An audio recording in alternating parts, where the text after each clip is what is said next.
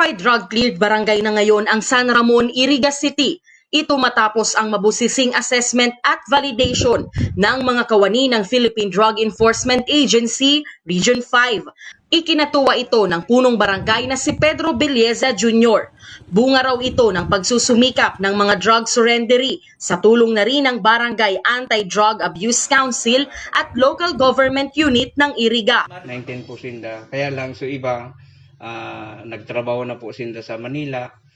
Saro nga niyan sa pinagmumonitor mi na ining iyo po nga nito sa pakiuli mi bag-o sinda naghalig din na sana man dahil na sinda gamit kang bisyo para maayos ang pamilya nila. Nagtatrabaho na po sinda. Pagsunod rin umano ito sa kampanya kontra iligal na droga. Talagang mi talaga sindang mabago para sa pamilya ninda.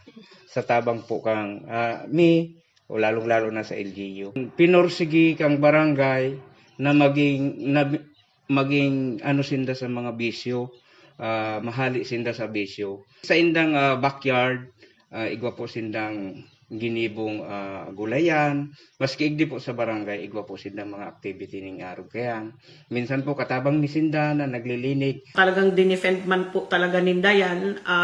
Grabe po ang paperworks, grabe ang documentation.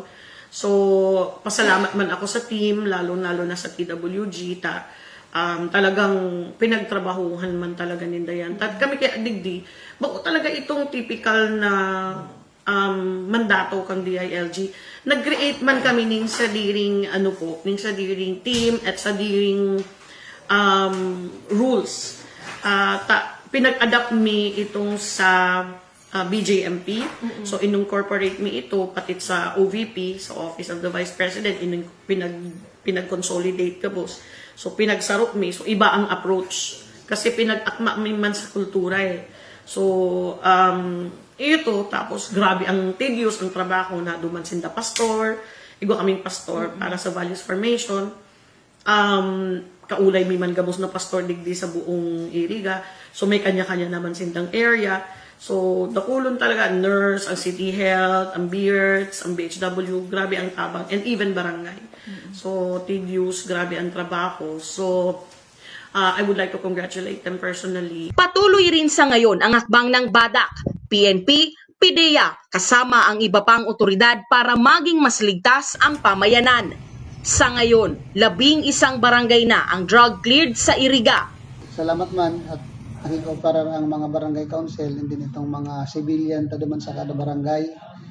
Kung garo daiman to nakiki-operate, magtawag ng information sa barangay captain, barangay official, din tayo makita makakaapon naman sa mga agencies aron kang pwede sana igwa pang makasunod digdi sa syudad kang Iriga. Iyan ang pinakamoto ko digdi sa bakulang sa barangay ko. Pati sa buong barangay, buong 36 barangay. Talagang war on drug talaga ako. Nagpapasalamat po ako, lalong-lalo na sa LGU, sa pamamayo ni Mayor, pati po ang PNP, DILG, yan po ang pati PIDEA, saka City Health, CDRRMO, saka sa DSWD. Kasabay ring idineklarang drug-cleared barangay ang San Vicente Norte.